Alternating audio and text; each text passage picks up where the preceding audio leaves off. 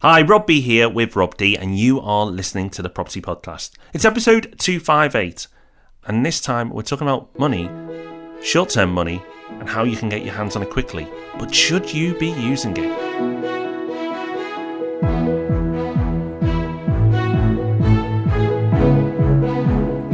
Yeah, welcome to the podcast. It's a packed one today, as well as our main topic. We've also got a resource that should de-stress you quite nicely, and a news story that actually gives a really interesting and different perspective on what's happening in the market. So looking forward to diving into all of that. But first, Rob, it's only come round again. It's the first Thursday of the month next week, and that means only one thing. Yes, it's date night. No, it's not date night. Your date can wait. It's more important, you've got a date with Property Hubbers. We've got our meetups, of course, on the first Thursday of every month. Loads and loads of them around. Go to propertyhub.net/meetups to get along to one.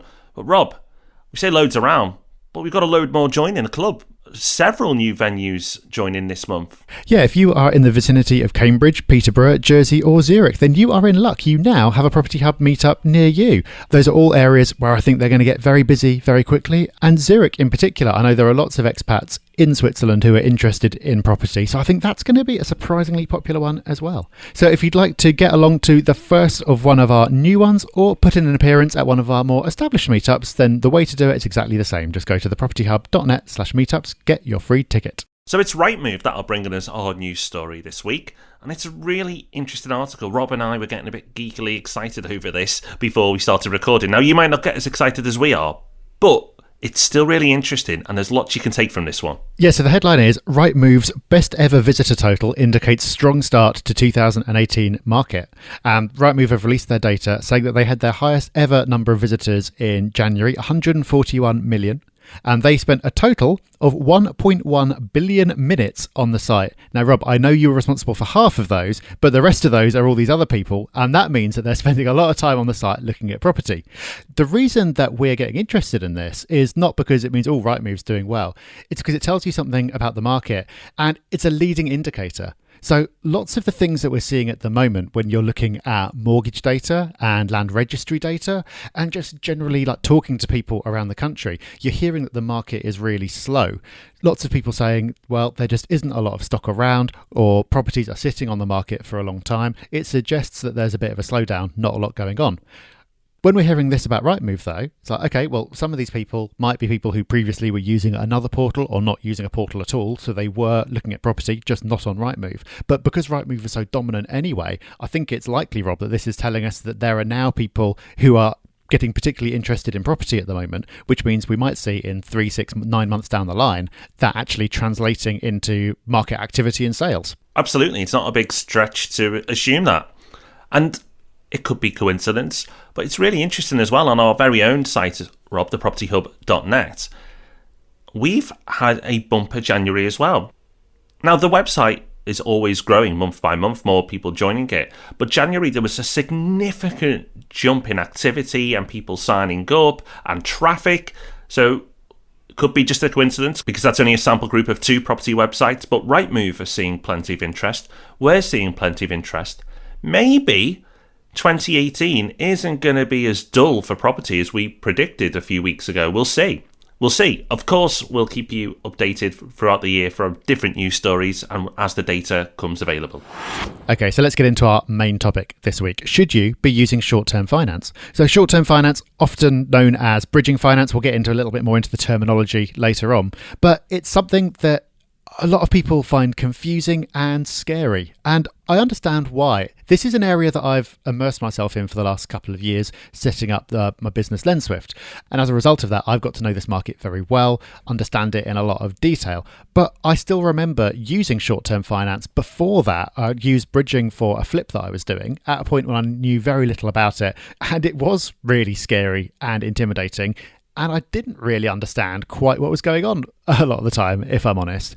So now I'm on the other side of it and understand it. It seems appropriate to share some of that knowledge and particularly talk about when you should be using it, because it's something that's not suitable for every situation. But in certain circumstances, it can be extremely powerful and you can end up doing very profitable deals as a result that you wouldn't otherwise have been able to do.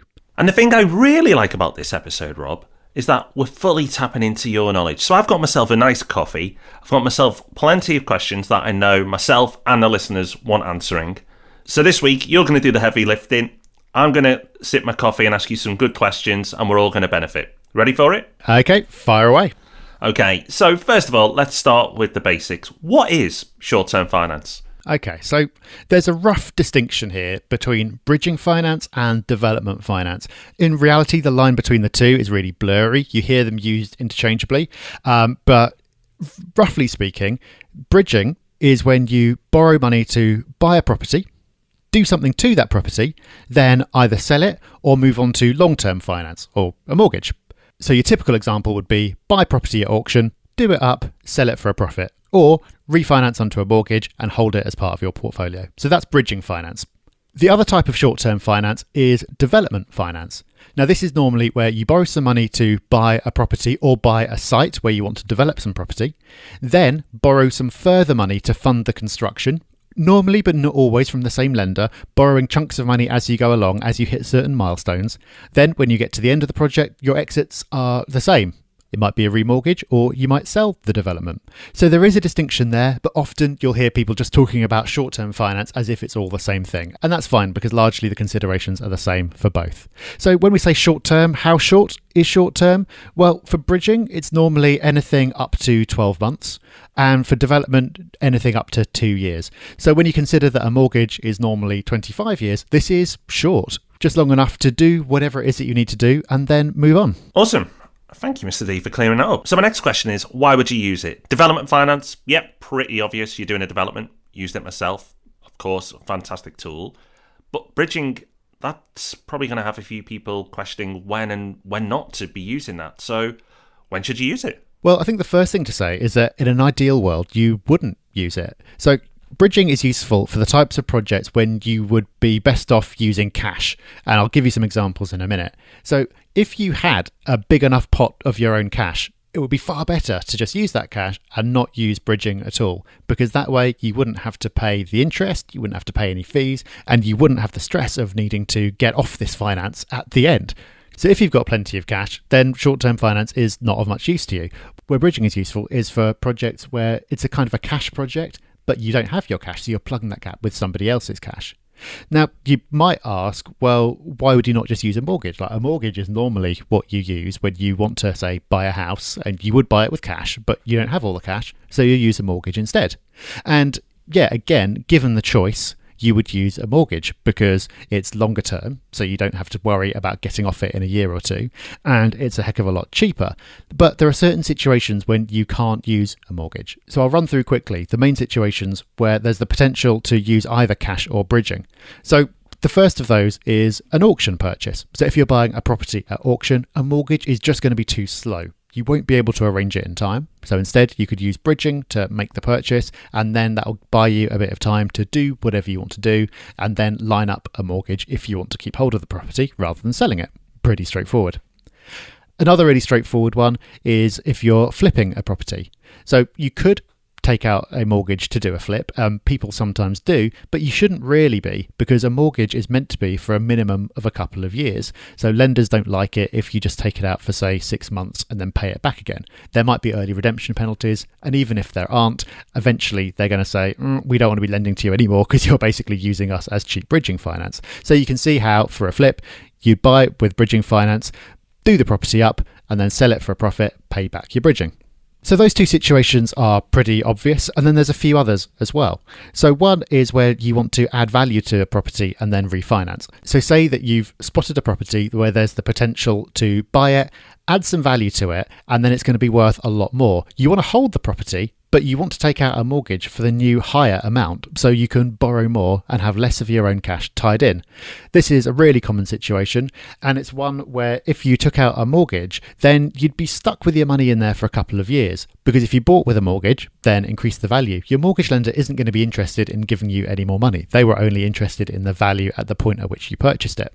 If instead you used bridging to buy the property and do the work, then when you came to take out the mortgage, you'd be taking it out at the higher value Therefore, you'd be able to borrow more and leave less of your own cash trapped. So we've talked in the past about recycling your cash. That's effectively what this is. If you're happy to wait a couple of years to get your money back out, then you could just do it all with mortgages. But a lot of people want to go faster, and that's where bridging comes in. Then finally, there's situations where mortgage lenders just aren't interested. So if, for example, you wanted to convert a house into an HMO, really, really common, or you want to convert an office into flats, which has become really common in the last couple of years. If you want to do one of those things, you can't do so while you're on a mortgage. You can't take out a mortgage for one type of property, then convert it to another type of property while you've got the mortgage running. The lender is never going to allow you to do it. Therefore, for that type of project, if you don't have your own cash to buy the house and then turn it into an HMO, say, then you have to be using bridging for the initial finance instead. Then finally, there's properties with issues. So there are certain types of property that lenders are just going to say no to. And the most common type is properties that they would count as uninhabitable. So if a property doesn't have a kitchen or a bathroom, or if generally it's just a massive mess, it needs loads of stuff doing to it, then a mortgage lender isn't going to lend. Generally speaking, you're only going to get a mortgage if you could move a tenant into it today. It might not be the most luxurious place in the world. You might not be able to get the right type of tenant or at the rent you want, but somebody could actually live there if it came to it. If the property just isn't fit to be lived in, you won't be able to get a mortgage. Therefore, if you want to buy it, to do some work to it, to bring it up to scratch, and if you don't have the cash yourself, then bridging is going to be the way of doing that. So for your kind of vanilla buy-to-let, then there's just no point. There's no benefit to it whatsoever. But there's a whole load of situations there. And these are all situations where there's good money to be made. They're more complicated than your standard buy-to-let, but there's money to be made. So these are where bridging can be a really powerful tool. Loads of options. So yeah, vanilla buy-to-let, no. But for so many other strategies, bridging's an option. Now, as you said, Rob, it can be a bit more complex, and these are great examples at very high level, but we want to give you more. So what we've done is at thepropertyhub.net/finance examples. That's thepropertyhub.net/finance examples. Go there, and we've got plenty of real life examples there for you with the numbers, so you can get an idea of what type of projects work with bridging, and then also rule out what type of projects won't work. You'll get a clear understanding of all the numbers involved, which you'll then just layer on top of this education again. It's absolutely free, so get along to thepropertyhub.net/finance examples. Now, Rob, when people see the numbers, some people are going to go, golly gosh, that's expensive. And compared to a mortgage, I guess it is. Yeah, it is definitely. So at the moment, mortgages are really, really cheap. Like you can borrow money for less than 2% in some situations. In normal times, let's say that mortgages, you'd be looking at sort of like 4 or 5%. For bridging, you're looking at 8% plus. If you got 8% on a bridging deal, you'd be doing really, really well. It can go up to 15%. It can go higher. And the less experienced you are, or the riskier the project is, then the higher the rate. So the headline rate is higher, and then there are fees to add on as well. The fees will normally add up to a few percentage points of the loan as well. Now, you might be thinking, well, how are you possibly going to make a deal work then? There's just no way that you'll be able to borrow at that kind of rate and then still have a project that makes any sense when by the time you factored that in. But what you have to remember is this is not like a mortgage. You can't really compare the two in this way, because with a mortgage, you're paying that rate every single year. With bridging, you've only got it for potentially a few months. So it's not like you're holding a property as a buy-to-let and you need to make it profitable every year when you're paying like 10% interest or something. That's just never going to work. But you basically just need to take the hit on that for as short a period of time as you can to either get the property refinanced or sold and get yourself off this finance. Again, if you could do the project with cash, then you should, because it's going to save you paying all these fees and all this interest. But if that's not an option for you, then you need to factor the costs in and work out if your deal still makes sense, even after finance has been taken into account. Okay, so let's say we're going down this route, Rob, and we haven't got the cash. How do you go about working out the costs? What do you need to factor into a deal? Okay, now this is where things get a little bit tricky, because lenders all have different ways of working out how much they're going to charge you. Lenders all have different fees. They all call those fees different things. They charge them all at different times. So it's quite difficult to get a like-for-like comparison. Mortgages, you get some differences, but it's pretty standard. They're all much of a muchness. Bridging, there's far more variability. Now, that can be a good thing, because you can pick a deal that's structured in a way that suits your project, but it does make it more complicated when you're getting started. So there are various fees that get charged at different times, but the biggest cost that you're going to have to deal with is the interest. The interest is an area that's really flexible, and you can use this to your advantage because there are 3 different ways that you can pay the interest. So if you had a mortgage, the only way that you can pay the interest on that is monthly. So every month, rent comes in, mortgage goes out. And that's an option with short-term finance as well. But there's 2 other ways that you can pay the interest. One of those is all of it at the start. So let's say, for example, you wanted to borrow £100,000 and the interest over a year would be £8,000. So if you paid all that interest at the start, basically they just take it all off you before you even see it, and they would just give you £92,000 to start with. So you'd end up with £92,000 in the bank, you do your project, and then at the end you have to pay them back the £100,000. So you've just paid all the interest in one go, which means you don't have to worry about meeting those payments monthly. So obviously this means you've got less to work with, but it does mean that if you've got a property that's sitting there empty, which is the case most of the time because you're doing conversion or something like that, then you don't have to dig into your own pocket to find the money every month, which might be impossible in your situation. There's a third way as well, and that is paying all the interest at the end. So if we carry on with the example from earlier, you wanted to borrow 100,000 and there's £8,000 of interest. Then if you paid it all at the end, then you get given £100,000 at the start. Then at the end, you pay back 108. Now that sounds brilliant because it's the best of both worlds. You don't have to find that money as you go along, and you also get more to work with at the start. And that is brilliant. It can be a really great option, but that interest does compound, and so you actually end up paying back slightly more. So it works out a little bit more expensive, but it does make your cash flow better the whole way through. Really, each method has pros and cons. It depends on the situation. It depends on the project. It also depends on the lender. Sometimes lenders will let you choose. They'll let you pick which of those 3 you want to do. Sometimes, depending on the lender, the project, or you, how they feel about the whole project and the risks involved in it, they might insist on a particular one of those. So, for example, they might insist on deducting all the interest at the start. Obviously, it's critical to know which is which before you get into a deal because it makes a massive difference to the cash flow of your project. You really need to be picking which one you want and then trying to find a lender that will do that for you. But even if you are just going out to lenders blind, you need to be really clear on how things are being charged so you can then plug all that into your spreadsheet and figure out whether it's going to work for you. So Rob, do deals even exist with enough fat in them to even use bridging because there's so many fees? Yeah, most average deals just won't work. The majority of situations you come across are not going to be suitable because, like you say, there's just not enough fat in the deal. So, for example, say that you buy a house for 100,000 and you think that you can do it up and flip it and make a £20,000 profit. If you did that, then you could easily end up with half of that 20,000 being eaten up by finance costs. So at that point, you're into a £10,000 profit, and then you go, well, if I don't sell it at the price I thought I would, or if my costs are a little bit higher, then I might only break even, and it's just not worth dedicating 6 months, say, to this project. So your kind of real bog standard flip, a lot of the time, it's just not going to work. You might be able to make it work, but there needs to be a fair bit of margin in the deal.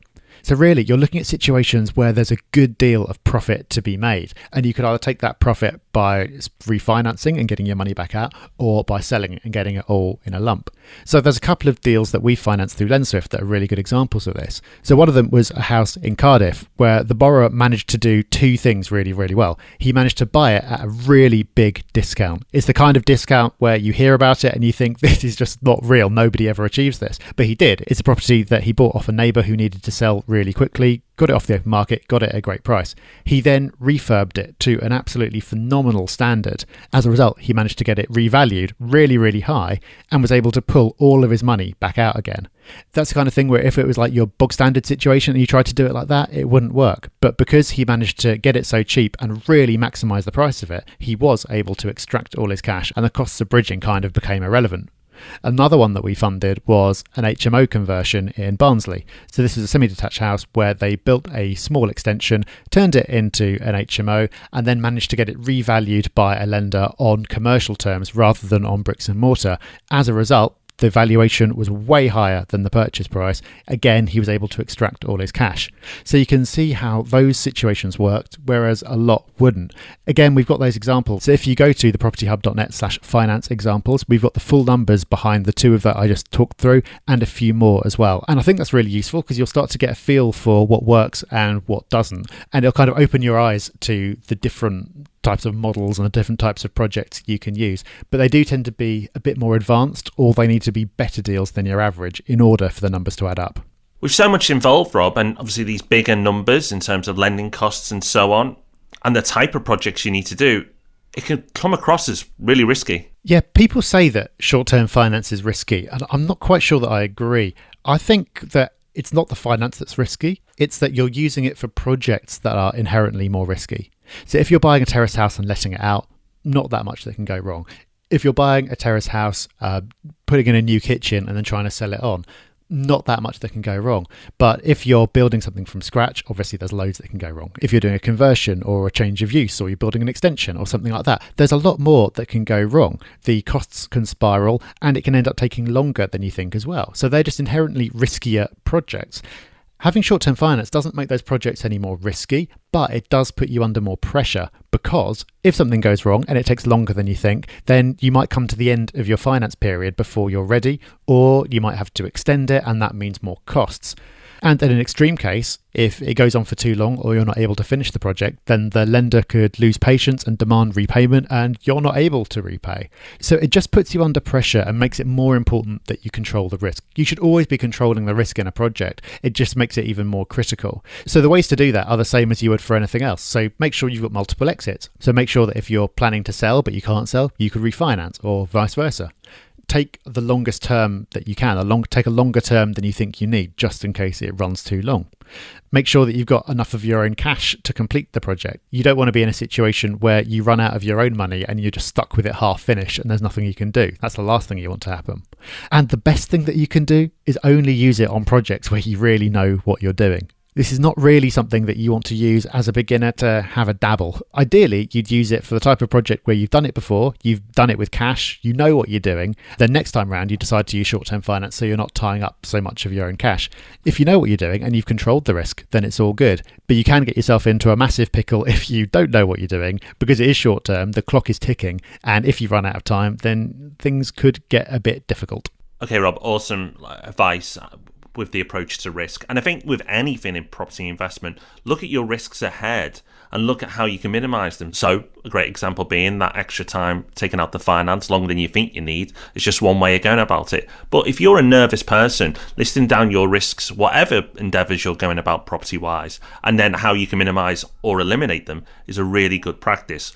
But all that being said, Rob, sometimes things can just go wrong. Even if you try and minimize your risks, things happen. So, if something does go wrong, what would you do? Well, the most important thing to do is to communicate with the lender. Lenders expect things to go wrong. Because these are more complicated projects and there are lots of variables, lenders know this. They're normally pretty relaxed about extending the loan term as long as you can explain why it's happened and what you're doing about it. So for example, we loaned on a project where the exit was a refinance, and when it came to it, the lender who they were refinancing onto was just taking forever. They were being really picky about this one particular thing, and the borrower did a really good job of communicating to us what was going on. So we were totally cool with extending it because we could understand what was happening. We could see how it was going to be resolved within the next couple of months. No problem at all. So the borrower did a really good job. If instead he'd panicked and just gone to ground and we hadn't heard from him, then we would get very worried and we'd start taking steps to protect ourselves. So it's super important to communicate. And if you do, then generally you'll get a certain amount of leeway. Lenders are only going to start to get nervous if they lose faith in your ability to complete the project. If they think that you don't know what you're doing and things are going to spiral and they're going to be left with some kind of half-finished project, they're going to get nervous and they're going to start trying to do something about it quickly. Generally, though, the thing to remember is that lenders really don't want to repossess. So what people are scared about is that they'll get into trouble, they won't be able to complete it on time, and the lender will swoop in and take the property off them. Lenders don't want to do that because it's loads of hassle. There's loads of costs in there. They can't be sure that they're going to be able to get get the price they want. So that's a real last resort. So normally, although I've been talking a lot about risks and how the clock's ticking and it's really scary and all that type of thing, because I think it's important to realise that there is a lot at stake. Generally, as long as you're sensible about it and you deal with it well, you'll normally be able to get yourself out of sticky situations without anything really serious happening. You have talked about the risks, Rob, and all the scary stuff, and that's important to do so, but people will want to do this. So how do you know you're getting a good deal, that the person you're borrowing from is offering you a fair rate? It's really hard. It is really hard. It's hard enough with mortgages. You know, we've talked many times in the past about how difficult it is to figure out which mortgage you should be getting because there's just so many of them and they all work things out differently. They've all got different criteria. It's that times 10 in short-term finance because like I talked about, there's so many different ways that it can be structured and there's no comparison tables. There's no place you can go to see all the rates and figure it all out for you. So there's a couple of different things you can do. Like with mortgages, a good broker is really, really helpful. So there are lots of brokers around. One of them in the magazine, we've got Kevin Wright, who has his own column every issue, which is always really, really useful. He gives great case studies in there. Kevin's someone who you might want to speak to. Or you can go to Lenders Direct. If you do go to Lenders Direct, the benefit is that you can build up a real relationship, and if a lender gets to know you and you execute one or two projects successfully, then they'll be likely to give you better terms on future ones because they see you as a good risk. If you do that, then just make sure you do your research on the lender, make sure they're legit. Short-term finance has a bit of a checkered reputation. It used to be a bit of a Wild West in the past. It's a lot better now, but there are still some lenders out there who you will not be wanting to get involved with. So just do your research on them like you would with anything else. So use a broker or go direct, but whichever you do, be prepared to spend a bit of time digging into this because it's not straightforward. It's not, but that's why we've done this podcast and we've got that extra resource if you're keen to dig in further. So if you want to get an idea of rates and understand, what deals look like with the real numbers involved, get along to thepropertyhub.net/finance examples. So we have an awesome resource of the week coming up and we'll let you know what's happening next week. But before we do, let's take time to acknowledge these wonderful hubbers who've left us a review. First in is Chris and says, even as an estate agent myself, I learn from these podcasts because all types of topics, scenarios and subjects are discussed. Very informative and a simple approach to property investment. I have and will continue to recommend this podcast. Cheers, guys. And Natalie says, I've listened to a few episodes now and I've also read the books and I can't believe how much knowledge I've gained already. I'm hoping to buy my first investment property in a couple of years and thought it was essential to educate myself while I save for the initial capital. Love these guys, wealth of knowledge. They deliver on all topics from buy-to-let, property flipping, rent-to-rent, bridge and finance, mortgages and new builds, etc. Thank you guys, you make an awesome team. Hope to meet you soon. Thank you, Chris, and thank you, Natalie. Awesome reviews, and let us repay that thanks with even more. And we have not one but two resources this week, Rob, and one I'm sure you're keen to use, having a baby in your life now. Yeah, so I've recently become a father, which is a wonderful thing. But of course, like most parents, I'm very keen to find ways of getting away from my child when I possibly can. And a great tool to help you do that is bubble.com. It's an app which is pretty similar to My Builder or Check a Trade if you've used those in the past. Or Upwork, which you've talked about in the past as well for finding freelancers. Basically, what you do is you go on there and you say when you need childcare for. So you might go, I need someone tomorrow between 1 and 5 o'clock. Then different babysitters on there can say, yep, I can do that. Then for each one of those, you can see their rates, you can see their reviews, a bit about them, any particular experience they've got or any checks that they've had done on them. And then you can pick one. And that's it. And payment all gets taken care of through the app and it's all really, really straightforward. So it's such a time saver because you don't have to sort of have your few regular babysitters and be texting them and find out if they can do that time. You can just put the times in and wait for people to come to you. And when I've done it in the past, I've done it for next day. Once I even did it for later that same day. And within about 5 minutes, I had 10 people to choose from. So it just makes the whole thing so quick and easy. But Rob, before I come across as a bad father, I'm not the only one who's trying to get away from my kids. I know you've got a tool that you're a fan of as well. Yeah, if you're looking for a more permanent solution, no, I don't mean. Wait there, hold off before you start judging. If you're looking for something a little bit more regular and something you can use a bit more frequently, a kind of a more robust and detailed version of that is childcare.co.uk. They also have an app, but you can use the desktop version. And you can look for nannies, you can look for au pairs. It's a really good site, but the reason it's good is because so many people are on there. What I really like is you can dig deep, checking for what they're qualified, what checks they have had done, which obviously, as a parent, you're looking for that reassurance. So that's definitely one to check out as well if you're just in need of a break or you just want to listen to the podcast in peace, which are both fair enough. Now, we'll be back on Tuesday with Ask Rob and Rob, as you'd expect. And next week, we're going to have a bit of a debate. It's been a while, because we normally agree on so much. But we're going to look at buying versus renting. And what should you be doing as you build your portfolio? Should you buy your own home or should you be rented somewhere? Next week, we dig in, we go to battle, and we'll find out who wins. And if you haven't had quite enough of a property fix, then make sure you get along to the meetups. First Thursday of every month, one coming along now, but if you've missed that one, you can get along to any of them every single month, the first Thursday, thepropertyhub.net/meetups. So wherever you do, I hope you have fun. Take care. Bye-bye. Bye-bye. Thanks for listening to The Property Podcast. For show notes, all our past episodes, and to leave a review, go to thepropertyhub.net/podcast.